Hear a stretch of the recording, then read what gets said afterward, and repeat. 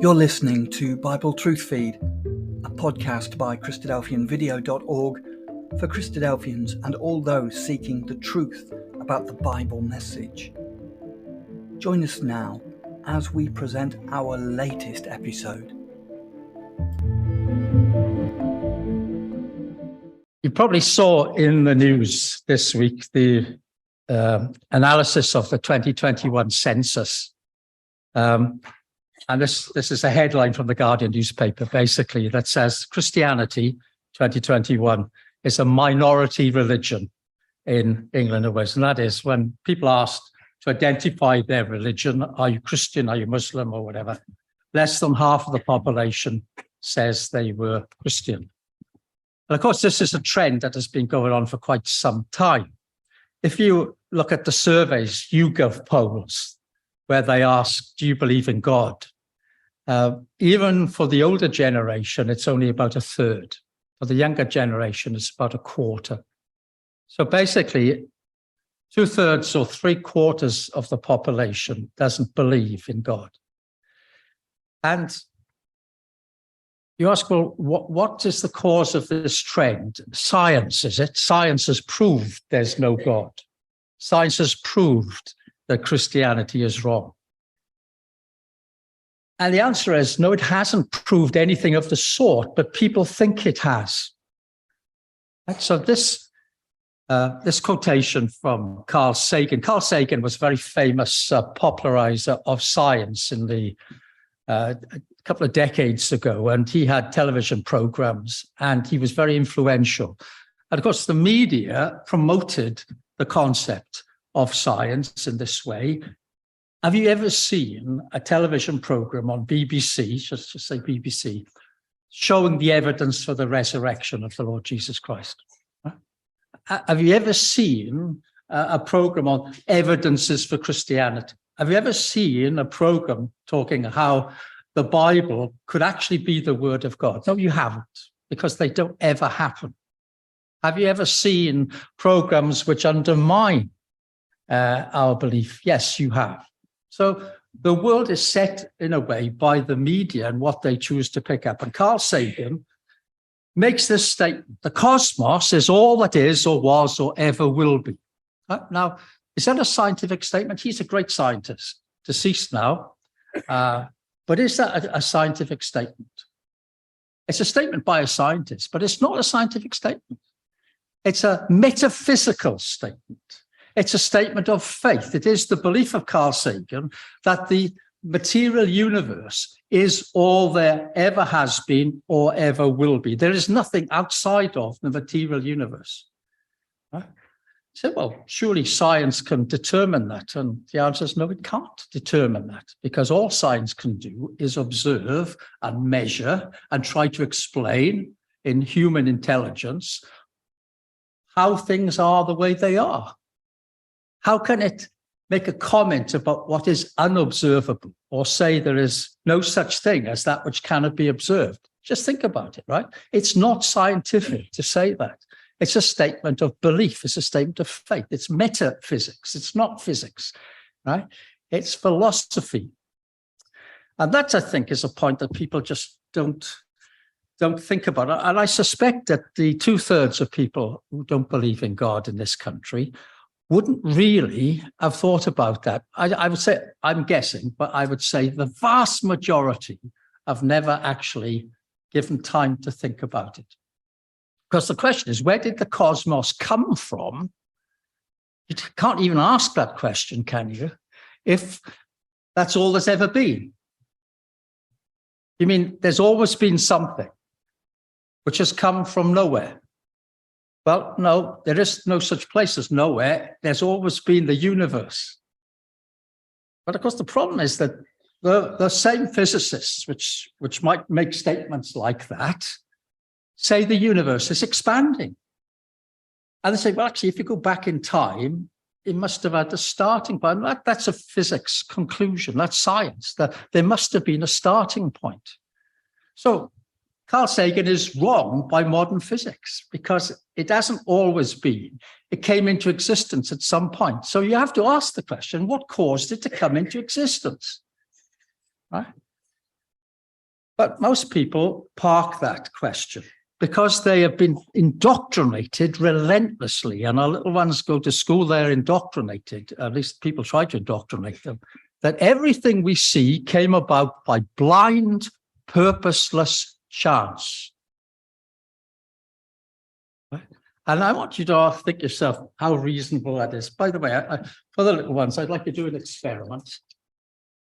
I've got some Lego bricks here. Who makes Lego? Yeah, okay. Who makes complicated Lego? Very complicated Lego. But it's disappointing for me because you buy the grandchildren, quite an expensive technical Lego kit. And they finished it before they've unwrapped it, and you think, oh, that'll keep them busy for hours. No, done. Done? Can't have done it. How did you do it? You didn't even read the instructions. Right, so now life is made up of little building bricks. I could draw a diagram, but I expect it's got little things on here and little gaps in there, and they sort of fit together, right? And what evolution says is that you can produce little children by the random assortment of little building bricks over time. So I'm going to try it. I've got a bag full now, right? So I know you could make an animal out of the bricks I've got in here. I know you could, right? But I'm going to see if I can make an animal, well, actually, whether the bag can make an animal on its own, just by the random motion by shaking. How long will it take? Do you think by the end of the day, I will have an animal made out of bricks? Yeah. Okay, let's see. Remind me to shake it every so often, all right? So that's one theory. Everything came from nothing and nobody did it, right? And that's obviously highly intelligent and very persuasive. On the other hand, you have what the Bible says. And the Bible says, and you may want to look this up, this is Romans chapter 1, verse 20, just to check that I'm not actually putting up the wrong words, but let's have a look at Romans chapter 1, verse 20. And what the Bible says is, for since the creation of the world, that is God's invisible attributes are clearly seen, being understood by the things that are made, even his eternal power and Godhead, so that they are without excuse. That's what he's saying is, look, how do we know there's God? We can't see God. We can't hear him. We don't. I mean, occasionally people in the Bible heard God speaking to them, but, if you started to say to somebody today, I'm hearing voices in my head, they probably direct you to the health service, right? So how do we know there is a God? And the Bible says, no, think about it this way, that God's invisible attributes is talking about his power, his existence, his Godhead, that there is a God can be clearly seen. Well, I can't see him. No, clearly seen by the things that are made. In other words, the creation, says the Bible, is evidence of the existence of God. So this is a philosophical statement, but it's at odds with the last one, isn't it? It's completely at odds with Carl Sagan, because the Bible is saying that the world that we see as a creator, a beginning. And let me give you a smattering of this. This is what I like a lot, actually. This is Jeremiah chapter 8, verse 7. And it says, look at the stalks in the heavens. I particularly like this one because when we were in Israel a long time ago, 2020, we were down somewhere by Masada, I think it was there. Bruce will tell me I got it all wrong, but I can see by her face that she said, no, you've got that detail wrong. It's a detail. The general point is still the same. At some point in the past, we were in Israel, and when at somewhere in the land, we looked up to the sky, and there was like somebody had painted a black line across the sky. Beautiful clear day, but there was this black line. And when you looked, you could see, hey, actually, it's birds. And as you watched, they were going south. Yes, they were going south. And as they came to the mountain, hill, whatever, an escarpment that we were standing near, they spiraled up without flapping a wing, rising on the hot air and then going off down south to warmer climes to spend the winter. So what an amazing thing. Now, Jeremiah must have seen this many, many times. In fact, he saw it every year at the same time of year. And everybody did, because everybody knows that the storks go south. This was the end of August. The storks go south there, right? I think so. They know, but we don't know the times in which we're living. This animal with a brain that size, the brain the size of a walnut, knows when it is time to migrate. But we, with brains this size, don't know the days in which we're living. And then you think, well, how do birds know? And this is Cornell University Public Understanding of Science website. I just thought it was what I found on the web, and I thought it just summarized it. Birds can get navigation from the sun, the stars, and sensing the Earth's magnetic field. You know, you think, okay, how does a bird know to fly south? How does it know when it gets there it's not going to be cold? How does it know it's going to be warm when it gets there? How does it know it's going to be food when it gets there? Why fly south? Well, because its parents flew south. But they don't fly following their parents. Their parents have already flown. They have to fly on their own for the very first time. How do they know which direction to go? And you think, well, some surely ended up in the Arctic. How do they know? They're following the Earth's magnetic field, right? How on earth is that possible? And recent findings suggest there are two things. One is they can follow the direction of the magnetic field. You know, they know where the poles are, north and south, and they know where the fields are, and they can navigate. I think they've got to have this little brain that's got a GPS system in it that, knowing where they are, they know where to go. I mean, that's an amazing thing in itself. But never mind, how do they detect the magnetic field of the Earth? They've got, apparently, in their eyes, cryptochrome molecules which can detect the magnetic field. Right? They have in their eyes cells that can see the Earth's magnetic field in some sense. Some suggest it may cast like a shadow over part of the visual field that is going to direct them. I say, what a bit of luck.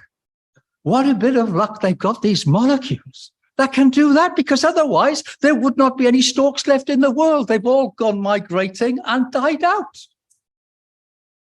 I mean, but also they can detect the intensity of the magnetic field. Now, Tom will have to explain what that means to me, but they can. And how do they do that? Because, believe it or not, another bit of good luck, at the end of their beaks, believe this, at the end of their beaks, they've got a molecule, an iron molecule, you know, like an iron filing in the cells called magnetite, which can detect the strength of the magnetic field. So these birds can see magnetism and they can smell magnetism. And the signals from their nose up their olfactory nerve and from their eyes through their optic nerve somehow get computed in their brains to tell them when it's time to go and where to go. Now, that is extraordinary good luck, don't you think? Right? Can you tell me how that could happen?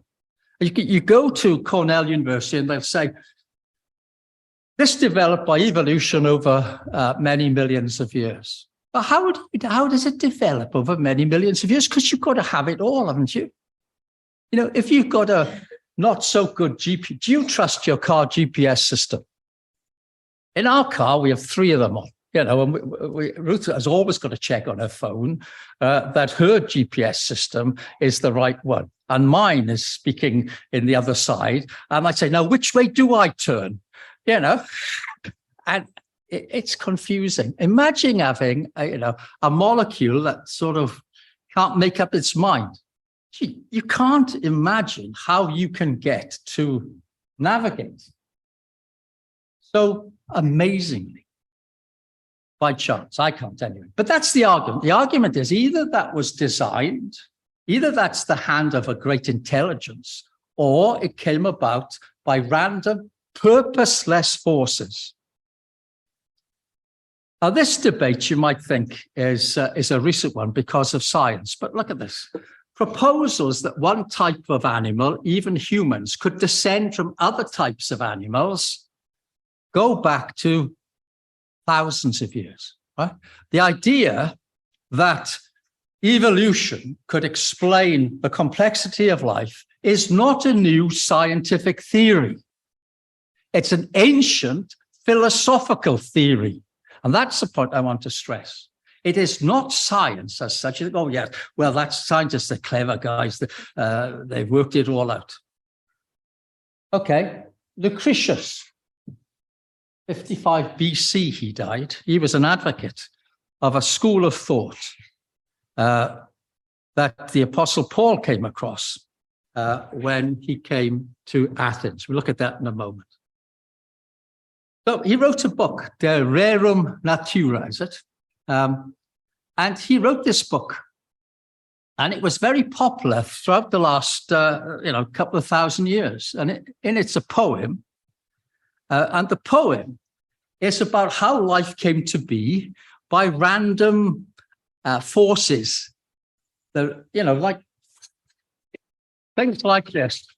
You do this for long enough, and if you've got enough pieces in the bag, out will come the universe and everything in it. Right? Now, but you think, well, was that popular? They were the Epicureans, right? That's what they were, the Epicureans. They're followers of Epicurus, and Lucretius was one of his main advocates. But look what this is. Encyclopedia of Philosophy. This is what it says. The poem formed part of the cultural heritage and intellectual background of virtually every evolutionary theory in Europe, from Lamarck to Herbert Spencer, including Darwin himself. Now, that's quite a statement, isn't it? So if you say, oh, no, Darwin was, a scientist, he was a philosopher, essentially. He did not have the science to say one way or another. It's a belief system that you can get to this complexity by shuffling around the little bits that make up the universe. Now, look, take that in, if you will, because that's quite an important point, right? That the philosophy, the philosophical foundation of Darwinism existed well over 2,000 years before Darwin. And I think that needs some acceptance by people if they say, oh, what Darwin has shown. What Darwin has given is an explanation of once you have variations in animals, some of them will survive and reproduce better than others. And therefore, those who are fittest will pass on their fitness to the next generation, right? And it's a concept which is not controversial.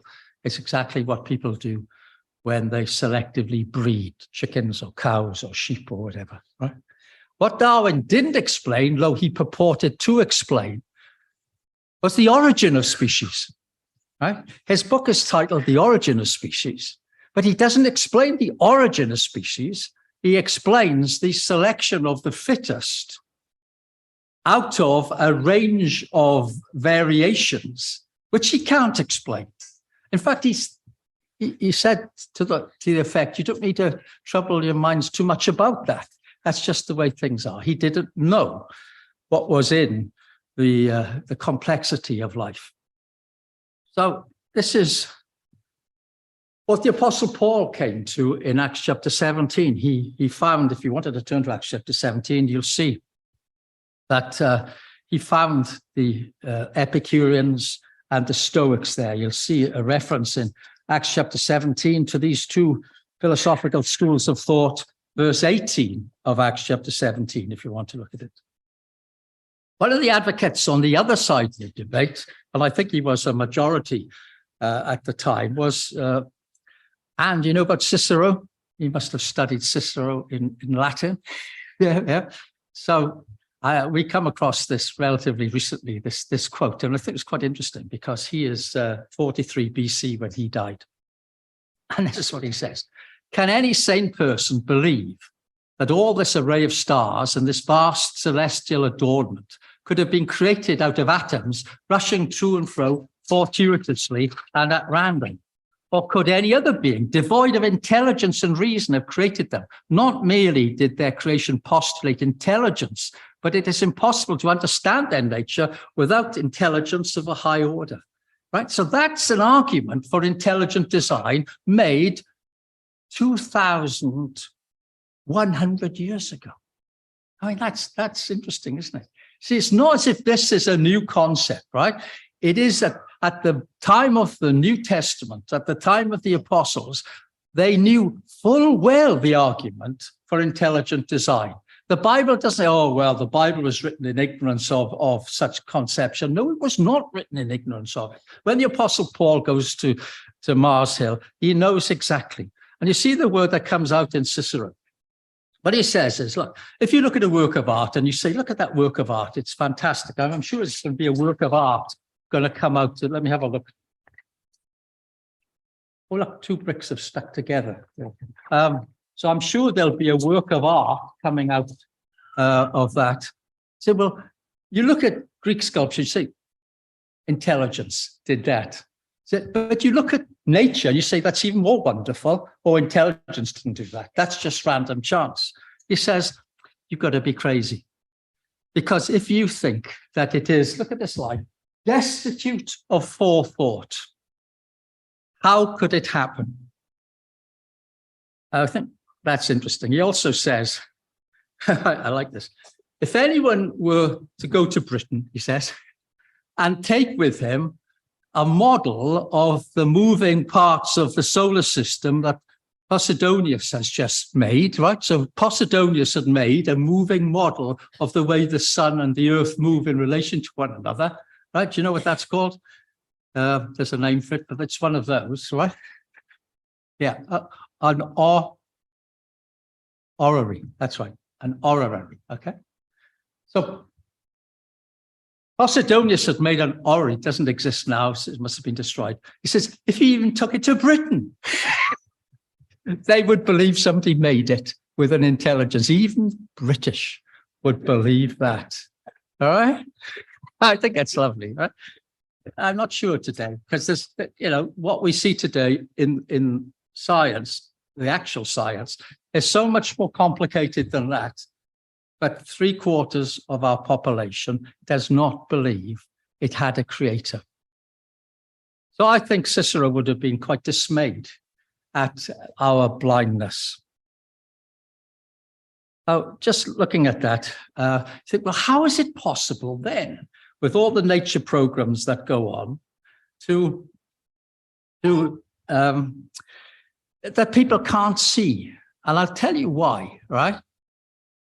What I think is a major factor in the public mind. I'm not going to play this, but I can give you the link.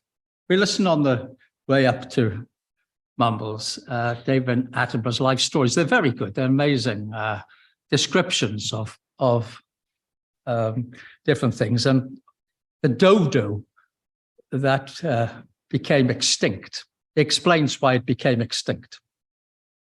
But if you listen to the first 2 minutes, that's all you have to listen to. What he says is, the dodo originally was like a pigeon, and they were blown off course and they landed in Madagascar, I think it is, right? Is that Madagascar? Let's say they landed on an island where dodos used to live, right? And this 50-mile long island didn't have any predators, and therefore they didn't need to fly. And since flying and having wings costs energy, they pretty much decided to get rid of their wings. Why have wings when they take up a lot of energy? And so over time, they lost their wings. All right. Now, can you understand what's going on there? It's assuming forethought and intelligence to a dodo to get rid of its wings. But of course, that's preposterous. Right? But because you give a sort of sensible explanation, because you're assuming forethought, because you speak in terms as if there was purpose in evolution, which there cannot be by definition, you say, well, that sounds reasonable. They didn't need their wings. And so they got, what do you mean they got rid of them? Please talk to me in scientific terms. But the public's mind, evolution is explained in creation terms. The language of creation, the language of purpose, the language of design has been stolen by evolutionists to convince us that it's right. And, well, yeah, that sounds right. Yes. Well, it would be a lot more energy to do that than just to waddle around. I think that's, but it can't work like that, can it? Because no amount of thinking by the dodo can get rid of his wings. All right. So beware of that. When the Apostle Paul comes to Athens and he stands on Mars Hill, we stood there. It's not a very good picture because it's my picture. This is what he says in Acts chapter 17. God who made the world and everything in it. That's what he said, right? He's got the Epicureans and the Stoics. He knows what the Epicureans think. He knows what the Stoics think. The Epicureans don't think God made anything. They don't think there is a God to make anything. The first thing he says is God that made the world. It wasn't that he was ignorant of their arguments, but he knew which side he was on. The evidence was overwhelming. Right? God has made the earth, and it goes on to say, and this is important for us, that he has so created the world that we might seek after him, that they should seek the Lord in the hope that they might grope for him and find him. Now that is really important. You see, the evidence is there. The evidence and the word that you saw in Cicero's quote, right? I think the word that came up a lot of times, and I highlighted, is the word intelligence, right? You need intelligence to understand it. So you think, well, where does intelligence come from? Right? You think, well, to create that, you need superintelligence. Where does superintelligence come from? I think, well, the evolutionist can't explain where intelligence came from, because if you keep rattling a bag of Lego bricks, do you expect intelligence to come out of it? Do you expect random forces to make a little motor car? Right? All the pieces are in there. Well, I think they are anyway. No, you don't. But because David Attenborough, brilliant broadcaster, because they attribute intelligence to the process of evolution, they convince us to go along with it. Right? Because the raw truth is that can't be. Evolution is purposeless. It's not going in a direction. Right? And I like this quote. This is Isaac Newton, reputed to be the greatest scientist who's ever lived. Right? Don't doubt the creator, he said, because it is inconceivable that accidents alone could be the controller of this universe. And what these guys did science, discovered the laws of physics, discovered science itself because they believed there was a creator, because they assumed there was something to be discovered which represented the mind of God as shown in the things that were created. Without that belief, they wouldn't have been doing science in the first place. It's only because there is order. I like this quote as well. Probably, in a living memory, reputed to be the cleverest man who ever lived. The most incomprehensible thing about the universe is that it is comprehensible. Right? It works on the basis of mathematics. Right? Tom will tell us about mathematics. Something to do with numbers, Tom, is it? Right? But the universe is based on mathematics. So how did that come? Do you think, I suppose there is chaos theory going on in this bag, but do you really think that it is possible by chance alone? I think, well, why doesn't the scientific establishment then understand this? And that's the great mystery. Thomas Nagel is a philosopher from New York University, and he wrote a book, controversial book, but he was a well-respected, internationally respected philosopher of science. And he wrote this book, and the title is Why the Materialist Neo-Darwinian Conception of Nature is Almost Certainly False. Right? In other words, Carl Sagan, the universe is all there is, was, or ever shall be, is almost certainly false, right? So he says science is driven by the assumption that the world is intelligible, without the assumption of an intelligible underlying order which long antedates the scientific revolution. Those discoveries could not have been made. The intelligibility that makes science possible is one of the things that stands in need of explanation. So if I believe that my brain is the product of random forces over time, why should I trust what it concludes? Because that has no status as intelligence, does it? It's just the operation of forces which are purposeless in their origin. And this is something that Darwin himself reflected on. He says in a letter at the end of his life, "With me, the horrid doubt always arises whether the conviction of man's mind, which has been developed from the mind of the lower animals, are of any value or at all trustworthy. Would anyone trust the convictions of a monkey's mind?" Now, do you see the irony in this? The evolutionist believes that his mind is the product of evolution, blind, purposeless forces which sometimes have selective advantage to survive. It gives no guarantee of truth, right? No guarantee of accurate perception. And so, in a sense, it is a self-defeating idea. Darwin's doubt is something that we shouldn't miss. See, he's hooked on his own theory. If it could be demonstrated that any complex organ existed, right, which could not possibly have been formed by numerous successive slight modifications, my theory would break down. Now, it's got to produce something out of the end of this talk, otherwise there's no evidence. And then he said this to his friend, earlier on in his career, to his friend Asa Gray. He said, "When I think of the eye, it used to leave me cold all over. When I thought, how could the eye come into existence, by small changes?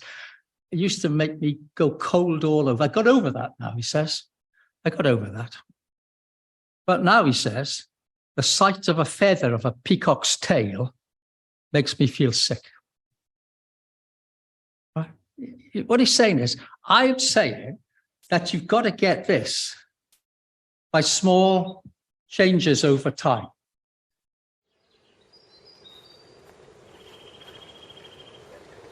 Small changes over time. Can you imagine the first peacock with a bit of a too long a tail? Gets tangled in the tree, gone.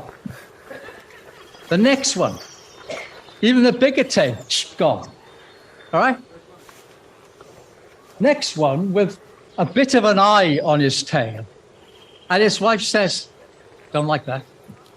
Not only do you need the peacock's tail to have some selective advantage, but not only does it have to have something, a tail, you've got to have a peahen who thinks it's lovely, all right? Now, she can't see colors like us, right? So when you go to the scientists and say, well, how do peacocks see? They don't see that. So not only do you have to have the tail, but you have some change going on in the female that says, wow, what a tail. I'd like to marry that girl. All right? You see, you've got to have too many things at once in order to get complexity.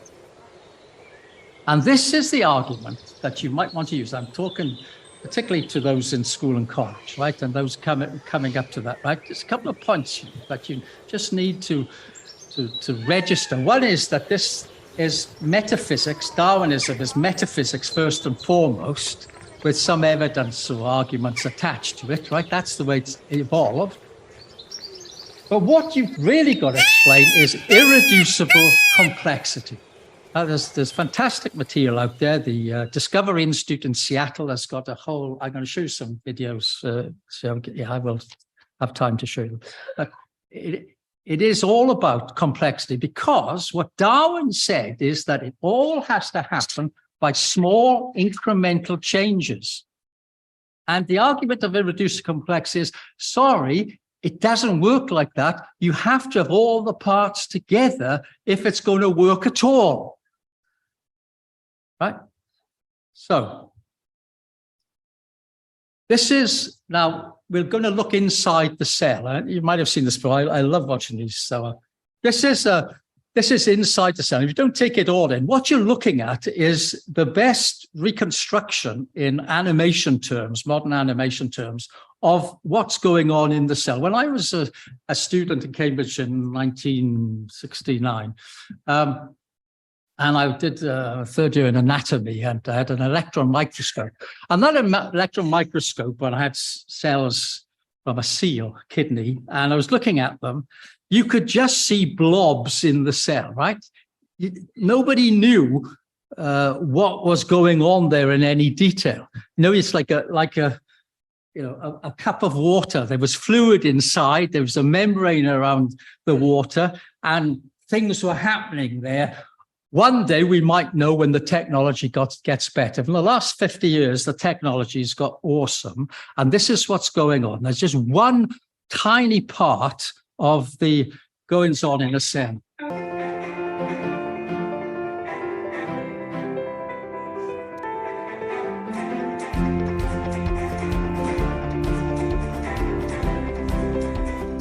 Cells are full of specialized components that perform functions vital to their existence. But how do these components get to the right locations inside the cell to perform their functions? For larger components, a transportation system is needed. Meet the kinesin. Masterpieces of microengineering, kinesins are miniature motorized machines that carry cargo from one part of the cell to another, walking along self-assembling highways called microtubules. Known as the workhorses of the cell, kinesins have 2 feet, or globular heads, that literally walk 1 foot over another along the microtubule, pulling their cargo to its destination. Each foot possesses 2 special locations, called binding sites, that interact with other molecules. One site attaches to the microtubule, and the other binds with ATP, the energy molecule of the cell. When one foot binds with ATP and uses its energy, the foot flips over, resulting in the walking motion. Each foot has a short neck, which is connected to a strand of a long coiled stalk. At the end of the stalk is a fan-shaped tail, which holds tightly to the cargo being transported. Kinesins can carry cargo that are many times their own size. Sometimes a kinesin is in danger of getting stuck on the microtubule highway because of blockages caused by other cellular components. To get around such obstacles, multiple motor proteins may be used to carry a single piece of cargo, together providing enough force to break free. Kinesins typically walk away from the center of the cell and toward the cell's periphery. The kinesin's 2 feet work together efficiently, with 1 foot holding fast to the microtubule, while the other releases itself and takes a step forward. This coordinated stepwise movement allows kinesin motors to walk as many as 100 steps per second, moving about 8 nanometers with each step. When not carrying cargo, kinesins can shift to energy-saving mode to conserve fuel until their next job.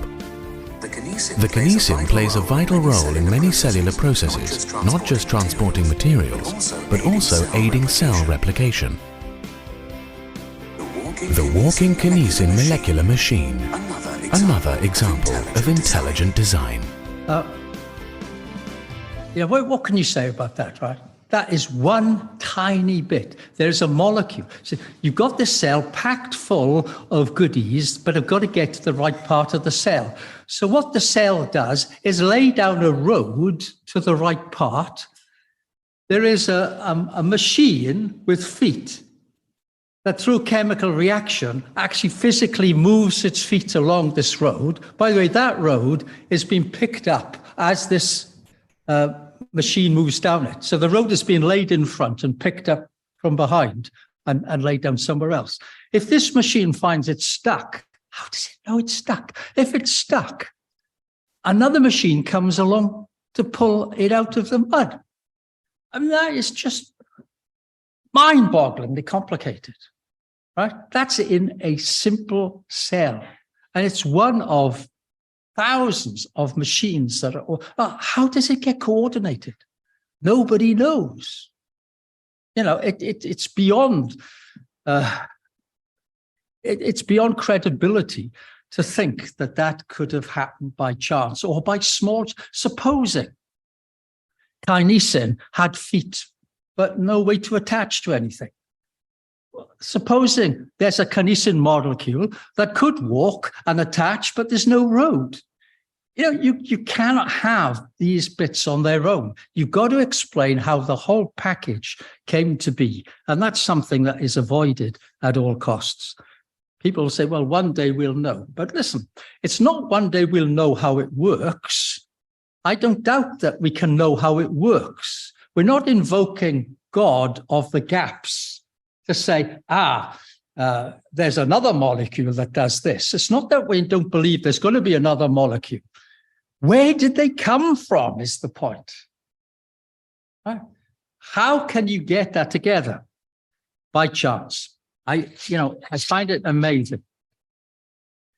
Now, this next one, I'm going to just play a little snippet. This is the electron transport system. In the cells, right, you need energy. We eat food and we breathe air to give us energy. And the food and the oxygen in our bodies gets converted into energy of different types.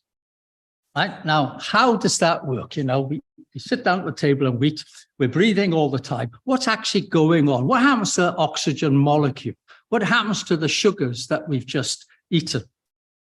Now, this is not a all eukaryotic cells, this is just from Harvard yeast to those University. that make up the human body, contain membrane-bound organelles with specialized functions.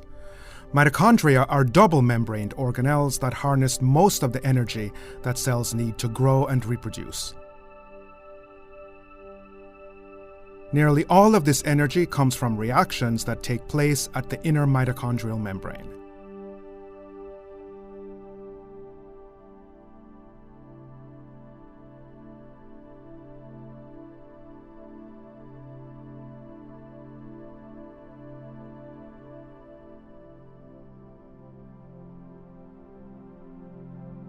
One of the key roles of this membrane is to act as a barrier to positively charged particles called protons, thus allowing a concentration gradient to be maintained where the intermembrane space has far more protons than the matrix.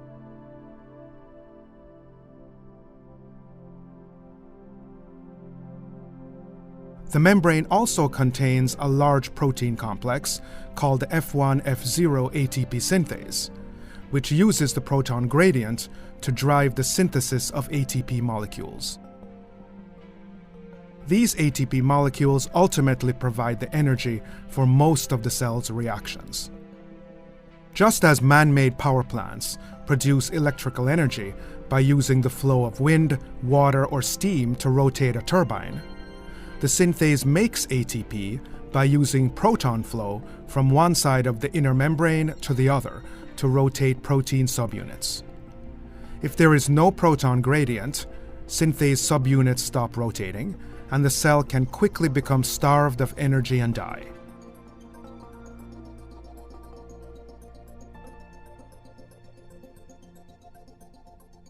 Therefore, the protein complexes and small molecules that establish this gradient and maintain it play an essential role in the life of the cell. At the heart of this system are 4 protein complexes, numbered 1 through 4. Complexes 1, 3, and 4 directly pump protons from the matrix into the intermembrane space. Complex 2 does not directly pump protons, but it does promote proton pumping in complexes 3 and 4.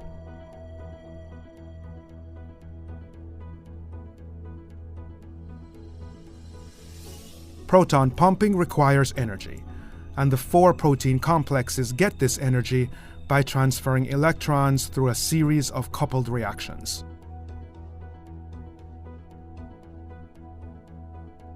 This linked process of electron transport is why the 4 complexes are collectively referred to as the electron transport chain.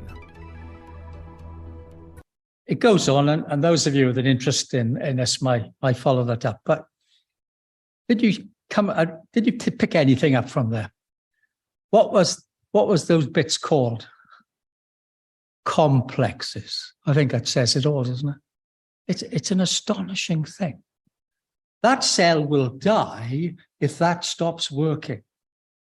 We die if that stops. How does it come to be working in the first place?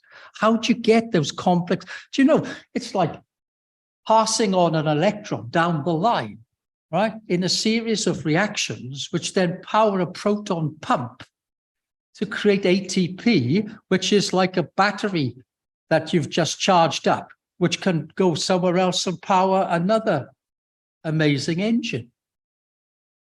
That is mind-boggling. The science of discovering that is mind-boggling. That people are clever enough to work that out, and to do the animation is mind-boggling. That mind-boggling cleverness came from random chance forces. That's what we've been asked to believe. And if you look at that last one, right? The cell will quickly die if there is no proton gradient, it says, right? And then it says, you know, these electrons are passed down a chain. And he says, well, why do they actually go down that chain and not go somewhere else? Right? Because electrons are part of the fabric of life, isn't it? And this is what he says: the distance between redox centers is ideal. Is ideal. What a bit of luck. Otherwise, we're dead. Now, that's amazing. Now, the last one, I put this in. I've never seen this one before, so I put this one in. Topoisomerase. Ian is here, and Ian and I occasionally go fishing, and we have done for the last many decades, right? And one of the common things of fishing is to get a bird's nest, right? Which is a way of describing the tangle of our lives. And I spend much of my time untangling Ian's bird's nests, right? You can get bird's nests in our cells when the DNA is being unraveled and copied. Now, our DNA, the genetic code, right, is written on strings. The order of bases on the string is the code that codes everything about us, right? And it's got to be copied. And there are 2 strands to the string, and they have to be. Have you ever, old-fashioned string, right? You could pull it apart, couldn't you? And it would fray. And what happens to those parts? They sort of tangle up again, don't they? You can't get back to where you were. What this does is take a knife or scissors to the tangle, cuts the tangle. Would that be any good to fish with? No, because you'd have to tie the bits together, and all you'd end up with is a load of knots. But this machine Well, I won't spoil your surprise. Wouldn't it be amazing if there were a device that untangled knots automatically? Inside your body, there is. It's called a topoisomerase. It untangles knots in our DNA in an incredible process that keeps us all alive. DNA carries assembly instructions required for your body to generate new cells.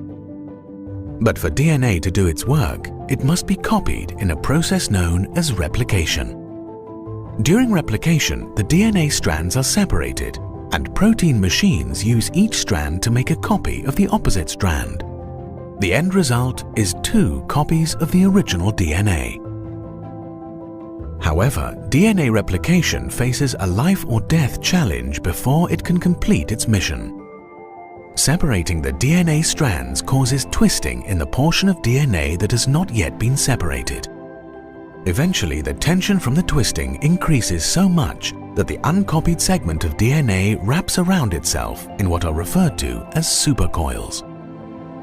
If nothing intervenes, this buildup of supercoils will completely shut down the DNA replication process, since the 2 strands can no longer be separated and your cells will die. Enter special proteins called topoisomerases to the rescue. Topoisomerases are amazing molecular machines that untangle knots. They come in 2 main types. Type 2 typically has 3 main sections: an upper gate, a middle gate, and a lower gate. Each gate can open or close during the protein's operation. A type 2 topoisomerase untangles DNA in 4 main steps. First, after 2 DNA segments enter through the top gate, it uses the middle gate to break one segment of DNA apart. Next, it passes the other DNA segment through this break. Then occurs the crucial step. The topoisomerase recombines the first DNA segment. The result is the elimination of 2 supercoils. Finally, now that the 2 DNA segments have been untangled, they are released by the topoisomerase. The second strand is released out the bottom and the first strand is released out the top. Of course, this is just a simple summary. The actual process is a lot more complicated. Get ready for a more... What do you think of that? Ian, you cut the cord, you don't tie together, it just joins it up as if it had never been cut. If that little machine didn't exist, it doesn't matter how clever the DNA is, you're dead. Not only do you have to imagine the evolution of DNA, you have to have with it the evolution of machines that untangle it, that check the code is correct, that correct it if it's not. I mean, all these things are going on. It is beyond. If I did this to my computer, would I get a really good algorithm or program to improve the computer? If I started kicking my computer down the street, would I get a better computer? No, I need intelligence for that, wouldn't I? Well, why is it so popular then? Why is it so popular? Well, Darwinism removed the whole idea of God. That's why it's so popular. Right? It wasn't a new idea, but it caught the public imagination because now you don't need to be accountable to God. Oh, that's overstating it. Surely that couldn't have been the case. This is a long quote, but it's an important quote. This is from Richard Lewington, who's now dead, but he was, in his heyday, the professor of zoology and biology at Harvard University, right? So he was the world's, if you like, top biologist and a very famous evolutionist. And he gave an interview. And this is what he said in the interview. And look, this is really important. Our willingness to accept scientific claims that are against common sense is the key to an understanding of the real struggle. We take the side of science in spite of the patent absurdity of some of its constructs, in spite of its failure to fulfill many of its extravagant promises of health and life, in spite of the tolerance of the scientific community for unsubstantiated just so stories, because we have a prior commitment to materialism. Right? That's the point, isn't it? The cosmos is all there was or is or ever shall be. That's our starting point. But it's not a scientific starting point. It's a philosophical starting point. It's a statement of faith. Because, why? He says, the materialism is absolute, for we cannot allow a divine foot in the door. To appeal to an omnipotent deity is to allow that at any moment the regularities of nature may be ruptured, that miracles may happen. Basically, he's admitting that the whole edifice is structured on a foundation to remove God and the miraculous from human thought. That's why only 20 to 30% of people in Britain still believe in a God, because there's been a relentless, remorseless attack on the foundations of it. Now, some will say, okay, well, you say God created everything. Who created God? Ha ha, got you there. Even one of the cleverest minds said that, but he's wrong, because we're not saying that God is a created being. We're saying that an uncreated being created the universe.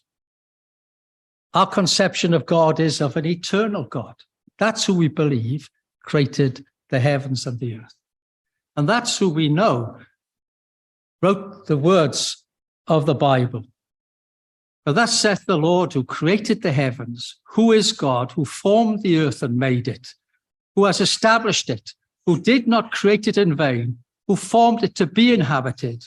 I am the Lord, and there is no other. So what we're asking is to give the Bible a chance, clear the clutter away. Now, obviously, I'm going to find that blind forces produce something sensible. And you see, that's what's happening with science. It's cheating. It's telling little ones that the stork knows where to go, and that's why it's going there, right? That the dodo didn't want wings, that's why it lost them. It's attributing to blind, purposeless chance the intelligence, which is what really needs to be explained. And I, for one, will say, despite all the noise, all the forces of Western civilization trying to undermine the very foundations of Western civilization, the truth is very simple, that we are the created beings of a divine creator, that those miracles have happened and will soon happen again when the Lord Jesus Christ will return to establish on this earth the kingdom for which it was created. And if we can have that faith, then we can be part of that wonderful kingdom.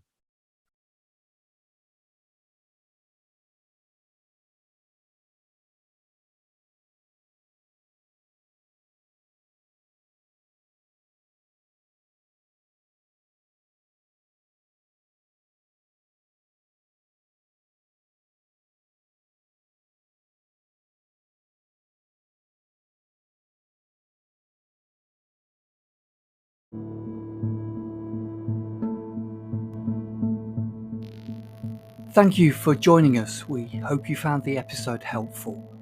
Don't forget, most of these episodes are also available as videos on our video channel, cdvideo.org. So head over and take a look. If you have any comments or questions or suggestions, please get in touch or leave us a voice message. We love to hear your feedback. You can email us at btf@cdvideo.org. If you enjoyed the episode, then please share it with others. Until next time, may God bless you in your studies and your walk towards God's kingdom. Amen.